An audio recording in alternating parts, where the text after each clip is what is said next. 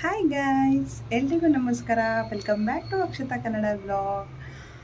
ಇವತ್ತು ನಾನು 2 ಡೇಸ್ ಆಯಿತು ವ್ಲಾಗ್ ಆಗ್ತೀರಾ, ಯಾಕಂತಂದರೆ ಪಾಪು ಹುಷಾರಿರಲಿಲ್ಲ, ಸ್ವಲ್ಪ ಜ್ವರ ಬಂದುಬಿಟ್ಟಿತ್ತು. ಅದಕ್ಕೆ ನಾನು ವ್ಲಾಗ್ ಮಾಡೋಕ್ಕೆ ಹೋಗಿಲ್ಲ. ಇವತ್ತು ಥರ್ಸ್ಡೇ ಅಲ್ವಾ, ಪೂಜೆ ಇದೆ. ಹಾಗಾಗಿ ಸ್ವಲ್ಪ ಆಚೆ ಹೋಗೋದು ಇದೆ. ಎಲ್ಲಿ ಹೋಗ್ತಾ ಇದ್ದೀನಿ ಅಂತ ನಿಮಗೆ ಗೊತ್ತಾಗುತ್ತೆ. ಹಾಗೆ ಇವತ್ತು ಗುರುವಾರದ್ದು ಪೂಜಾ ವ್ಲಾಗ್ ಇದೆ. ಇದು ಗುರುವಾರದ್ದು ಡೈಲಿ ವ್ಲಾಗ್ ಅಂತಲೇ ಅಂದ್ಕೋಬೋದು. ಗೈಸ್, ಯಾರ್ಯಾರೆಲ್ಲ ಸಬ್ಸ್ಕ್ರೈಬ್ ಮಾಡಿಲ್ಲ ಪ್ಲೀಸ್ ಸಬ್ಸ್ಕ್ರೈಬ್ ಮಾಡಿ ವೀಡಿಯೋಸ್ನ ನೋಡಿ. ಆ್ಯಂಡ್ ಯಾರ್ಯಾರೆಲ್ಲ ಸಬ್ಸ್ಕ್ರೈಬ್ ಮಾಡಿದ್ದೀರಾ ಅವರಿಗೆಲ್ಲ ತುಂಬ ತುಂಬ ತುಂಬ ಥ್ಯಾಂಕ್ ಯು. ಬನ್ನಿ ವ್ಲಾಗ್ನ ಕಂಟಿನ್ಯೂ ಮಾಡಿ. ಸ್ನಾನ ಎಲ್ಲ ಮಾಡಿಕೊಂಡು ರೆಡಿಯಾಗಿದ್ದೀನಿ ಪೂಜೆಗೆ. ಇವಾಗ ಪೂಜೆ ಮಾಡಬೇಕು. ತುಂಬಾ ಲೇಟ್ ಆಗೋಯಿತು, ಯಾಕಂತಂದರೆ ಮೇಡ್ ಬರೋದು ಲೇಟ್ ಆಗುತ್ತೆ. ಹಾಗಾಗಿ ಮನೆಯೆಲ್ಲ ಕ್ಲೀನ್ ಆದಮೇಲೆ ಪೂಜೆ ಮಾಡಬೇಕು ಅಂತ. ಅಷ್ಟೊಂದು ನನಗೆ ಪಾಪದು ತುಂಬಾ ಕೆಲಸ ಇರುತ್ತೆ, ಅದೆಲ್ಲ ಮಾಡಿಬಿಟ್ಟು ಮುಗಿಸಿರ್ತೀನಿ. ಇವಾಗ ಪಾಪು ಮಲ್ಕೊಂಡಿದ್ದಾನೆ. ಹಾಗೆ ಇವತ್ತೀಗ ಪೂಜೆನ ಕಂಟಿನ್ಯೂ ಮಾಡೋಣ ಬನ್ನಿ. ಇಲ್ಲಿ ನಾನು ಬೆಳಿಗ್ಗೆ ಫಸ್ಟು ಹೂವು ಅಂತಂದರೆ ಹಳೆ ಹೂವೆಲ್ಲ ತೆಗೆದು ಕ್ಲೀನ್ ಮಾಡಿ ಇಟ್ಕೊಂಡಿದ್ದೆ. ಎಲ್ಲ ಫೋಟೋ ಎಲ್ಲ ಒರೆಸಿ ಎಲ್ಲನೂ ಕ್ಲೀನ್ ಮಾಡಿ ಇಟ್ಕೊಂಡಿದ್ದೆ. ಆಮೇಲೆ ತಂದಿರೋ ಹೂವನ್ನ ಎಷ್ಟೆಷ್ಟು ಬೇಕು ಅಂತ ಕಟ್ ಮಾಡ್ಕೊಂಡಿದ್ದೆ. ನಿಜ ಹೇಳಬೇಕು ಅಂತಂದರೆ ಗೈಸ್, ಇವತ್ತು ನಿಜವಾಗ್ಲೂ ತುಳಸಿ ಒಂದು ಸ್ವಲ್ಪನೂ ಚೆನ್ನಾಗಿರಲಿಲ್ಲ. ಅದು ಯಾಕೆ ಹಂಗೆ ಬಂದಿತ್ತೋ ಏನೋ ಗೊತ್ತಿಲ್ಲ. ಮಳೆನೂ ಇಲ್ಲ ಅಷ್ಟು, ಆದ್ರೂ ತುಳಸಿ ತುಂಬ ಅಂದರೆ ಒಂದು ಎಲೆ ಕೂಡ ನೀಟಾಗಿರಲಿಲ್ಲ. ಅದು ಮೇ ಬಿ ಅದು ರಘು ನೋಡಿಲ್ಲ ಅನಿಸುತ್ತೆ. ಅವರು ಹಾಗೆ ಕವರ್ಗೆ ಹಾಕಿ ಕೊಟ್ಟಿರಬೇಕು. ರಘುನೂ ಕರೆಕ್ಟಾಗಿ ನೋಡಿಲ್ಲ ಅಂತ ಅನಿಸುತ್ತೆ. ಇಲ್ಲ ಅಂತಂದರೆ ರಘು ನೀಟಾಗಿದ್ರೇ ತರೋದು, ಇಲ್ಲ ಅಂದರೆ ತರಲ್ಲ ಅವರು.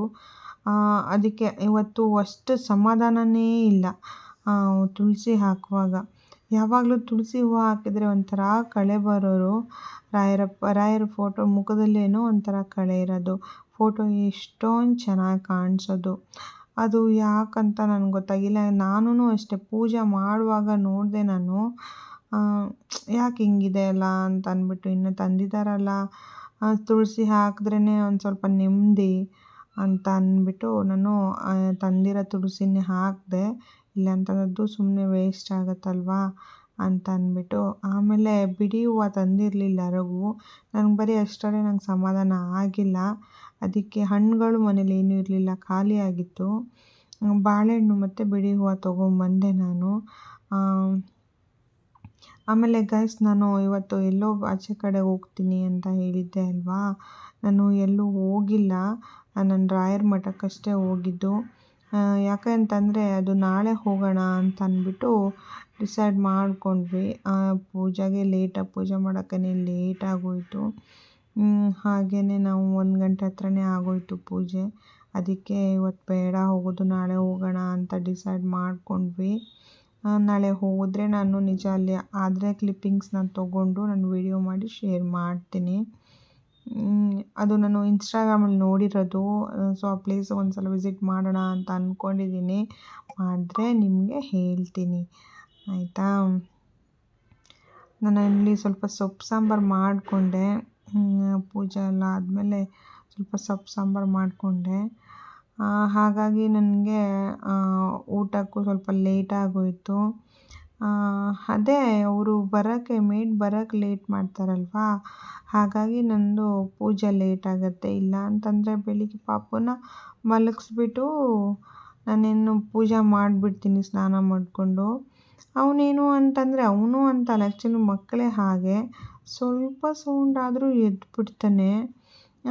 ಅದೇ ಆಚೆ ಎಲ್ಲ ಹೋದರೆ ಎಷ್ಟು ಸೌಂಡ್ ಬಂದ್ರೂ ಎದ್ದೇಳೋದೇ ಇಲ್ಲ. ಅದಕ್ಕೆ ಇವತ್ತು ಲೇಟ್ ಆಯಿತು ಎಲ್ಲನೂ. ಪೂಜೆ ಮಾಡಿದ್ರೆ ಅದೇ ಹೇಳ್ತಾ ಇರ್ತೀನಲ್ವ ನಾನು ಯಾವತ್ತೂ, ಒಂಥರ ಪಾಸಿಟಿವ್ ಎನರ್ಜಿ, ಬಾಡಿ ತುಂಬಾ ಪಾಸಿಟಿವ್ ಎನರ್ಜಿ, ಆಮೇಲೆ ಮನೆ ತುಂಬಾ ಅಷ್ಟೇ ಪಾಸಿಟಿವ್ ಎನರ್ಜಿ. ರಾಯರ ಹತ್ರ ಬೇಡ್ಕೊಳ್ಳೋದೇನಿಲ್ಲ, ಒಳ್ಳೆ ಆಯುಷ್ಯ ಆರೋಗ್ಯ ಕೊಟ್ಟು ಕಾಪಾಡು ಅಷ್ಟೇ. ಮಕ್ಕಳಿಗೂ ಅಷ್ಟೇ, ನನ್ನ ಮಕ್ಕಳಿಗೆ ಒಳ್ಳೆ ವಿದ್ಯೆ ಆಯುಷ್ಯ ಆರೋಗ್ಯ ಕೊಟ್ಟು ಕಾಪಾಡು. ಇನ್ನೇನು ಕೇಳಾಗಿಲ್ಲ. ಈ ಕಾಲದಲ್ಲಿ ಒಳ್ಳೆ ಆರೋಗ್ಯ ಇದ್ರೇ ನೆಮ್ಮದಿ, ಆರೋಗ್ಯನೇ ಇಂಪಾರ್ಟೆಂಟು. ಇನ್ನು ಅದಕ್ಕಿಂತ ಹೆಚ್ಚಾಗಿ ಯಾವುದೂ ಇಲ್ಲ. ಅಪ್ಪ ರಾಯ ಎಲ್ಲರಿಗೂ ಒಳ್ಳೇದು ಮಾಡಪ್ಪ ತಂದೆ, ಅಷ್ಟೇ ಕೇಳೋದು. ಯಾರ್ಯಾರು ಸಬ್ಸ್ಕ್ರೈಬ್ ಮಾಡಿದಾರೋ ಅವ್ರಿಗೆಲ್ಲನೂ ಒಳ್ಳೇದು ಮಾಡಪ್ಪ ತಂದೆ ಅಂತ ಕೇಳ್ಕೊಳ್ಳೋದು ಅಷ್ಟೇ. ನನಗೊಂದು ಸರ್ಪ್ರೈಸ್ ಕಾದಿತ್ತು. ನಮ್ಮ ಅತ್ತೆ ಕಾಲ್ ಮಾಡಿಬಿಟ್ಟು ಸ್ವಲ್ಪ ಮನೆ ಹತ್ರ ಬಾ ಅಂತ ಅಂದರು. ನಾವು ಇರೋ ಮನೆಗೂ ನಮ್ಮ ಅತ್ತೆ ಮನೆಗೂ ಒಂದು ಸ್ವಲ್ಪ ಒಂದು 2 ಮಿನಿಟ್ಸ್ ಡಿಸ್ಟೆನ್ಸ್ ಅಷ್ಟೇ. ಏನು ಸರ್ಪ್ರೈಸ್ ಅಂತಂದರೆ ನನ್ನ ಸರ್ಪ್ರೈಸ್ ಅಲ್ಲ, ಇದು ಪಾಪು ಸರ್ಪ್ರೈಸ್. ಪಾಪು ಸರ್ಪ್ರೈಸ್ ನನಗೂ ಸರ್ಪ್ರೈಸ್ ತಾನೆ. ಪಾಪುಗೆ ಅಜ್ಜಿನೂ ತಾತನೂ ಸೇರಿ ಏನು ಗಿಫ್ಟ್ ಮಾಡಿದ್ದಾರೆ ಅಂತ ಅಂದರೆ ಬೆಳ್ಳಿ ತಟ್ಟೆ. ಬೆಳ್ಳಿ ತಟ್ಟೆ ತುಂಬಾನೇ ಚೆನ್ನಾಗಿದೆ. ಅವನು ಎಷ್ಟು ದೊಡ್ಡವನಾದ್ರೂ ಅದರಲ್ಲಿ ತಿನ್ಬೋದು, ಅಷ್ಟು ಚೆನ್ನಾಗಿದೆ. ನೋಡಿ ಅವನು ಥ್ಯಾಂಕ್ ಯು ಹೇಳ್ತಾ ಇದ್ದಾನೆ. ಥ್ಯಾಂಕ್ ಯು ಅತ್ತೆ, ಥ್ಯಾಂಕ್ ಯು ಮಾವ. ಇವತ್ತು ಮತ್ತೆ ಗುರುವಾರ ತುಂಬಾನೇ ಖುಷಿ ಆಯ್ತು. ರಾಯರ ಹತ್ರ ಇಟ್ಟು ಪೂಜೆ ಮಾಡ್ತೀನಿ. ಫಸ್ಟು ಏನಾದರೂ ಹಣ್ಣು ಇಡ್ತೀನಿ ಇದರಲ್ಲಿ. ಗುರುವಾರ ಆಗಿ ಬೆಳ್ಳಿ ತಟ್ಟೆ ಬಂದಿರೋದು ತುಂಬಾನೇ ಖುಷಿ. ಥ್ಯಾಂಕ್ ಯು ಅತ್ತೆ, ಥ್ಯಾಂಕ್ ಯು ಮಾವ. ಆ್ಯಕ್ಚುಲಿ ನಾನು ಮಾವಂಗ ಅಪ್ಪ ಅಂತ ಕರೆಯೋದು. ಥ್ಯಾಂಕ್ ಯು ಅಪ್ಪ. ವೆಜಿಟೇಬಲ್ ಸಾಂಬಾರು ಜೊತೆ ಬಿಸಿ ಬಿಸಿ ಅನ್ನ ಮತ್ತು ಉಪ್ಪಿನಕಾಯಿ. ಸಾಂಬಾರು ಅತ್ತೆನೇ ಮಾಡಿರೋದು. ಅತ್ತೆ ಈ ಥರ ತರಕಾರಿ ಸಾಂಬಾರು ಮಾಡಿದ್ರೆ ಇಷ್ಟ. ಅದು ಬಿಟ್ಟರೆ ಬಸ್ಸಾರು ಇನ್ನು ಅತ್ತೆ ಏನೇನೋ ಮಾಡ್ತಾರೆ, ಬಟ್ ಅದು ನಮ್ಮ ಕಡೆ ಎಲ್ಲ ತಿನ್ನಲ್ಲ, ಹಾಗಾಗಿ ನನಗೆ ಅದು ಅಭ್ಯಾಸ ಇಲ್ಲ. ವೆಜಿಟೇಬಲ್ಸ್ ಸಾಂಬಾರು ಅತ್ತೆ ಮಾಡಿರೋದು ನನಗೆ ಸಖತ್ ಇಷ್ಟ. ಅದರಲ್ಲೂ ಗೋಬಿ ಇದೆ, ಕಾಲಿಫ್ಲವರ್ ಇದೆ. ನಾನಿವತ್ತು ಸೊಪ್ಪಿನ ಮಾಡಿದ್ದೆ ಸಾಂಬಾರು, ಬಟ್ ನನಗೆ ಇದೇ ಇಷ್ಟ, ಅದಕ್ಕೆ ಇದೇ ಹಾಕ್ಕೊಂಡಿದ್ದೀನಿ. ಊಟ ಮಾಡ್ಕೊಳ್ಳೋಣ. ಇದು ಮಠಕ್ಕೆ ಹೋಗಿದ್ದೆ ನಾನು ಇವತ್ತು ಸಾಯಂಕಾಲ ಹತ್ರ ಹೋಗಿದ್ದೆ. ಇವಾಗ ಬಂದೆ ಅಷ್ಟೇ. ಅದೇ ಕ್ಲಿಪ್ಪಿಂಗ್ಸ್ನ ಅಲ್ಲಿ ತೊಗೊಂಡಿದ್ದೆ. ಇವತ್ತು ಅಷ್ಟೇ ತುಂಬಾ ಚೆನ್ನಾಗಿ ಹೂವಿನ ಅಲಂಕಾರ ಮಾಡಿದರು. ರಾಯರಂತೂ ತುಂಬ ಕಳೆಯಿತು ಮುಖದಲ್ಲಿ, ತುಂಬಾ ಚೆನ್ನಾಗಿ ಕಾಣಿಸ್ತಾ ಇದ್ರು. ತುಂಬ ಖುಷಿಯಾಯಿತು. ಒಂದೊಂದು ಸಲ ಏನಾಗುತ್ತೆ, ಲೇಟಾಗಿರುತ್ತೆ, ಆಮೇಲೆ ಪಾಪುನು ಕಿರಿಕಿರಿ ಮಾಡ್ತಾ ಇರ್ತಾನೆ, ಆಗ ಹೋಗಬಾರ್ದು ಅಂತ ಅಂದ್ಕೊಂಡಿರ್ತೀನಿ. ಅಷ್ಟರಲ್ಲಿ ಅವ್ನು ಸಮಾಧಾನ ಆಗಿರ್ತಾನೆ. ಸರಿ ಆಯಿತು ಹೋಗೋಣ ಅಂತ ಹೋದ್ವಿ. ಆಮೇಲೆ ಅಲ್ಲಿ ತೊಗೊಂಡಿರೋ ಕ್ಲಿಪ್ಪಿಂಗ್ಸ್ನೆಲ್ಲ ಹಾಕಿದ್ದೀನಿ ನೋಡಿ.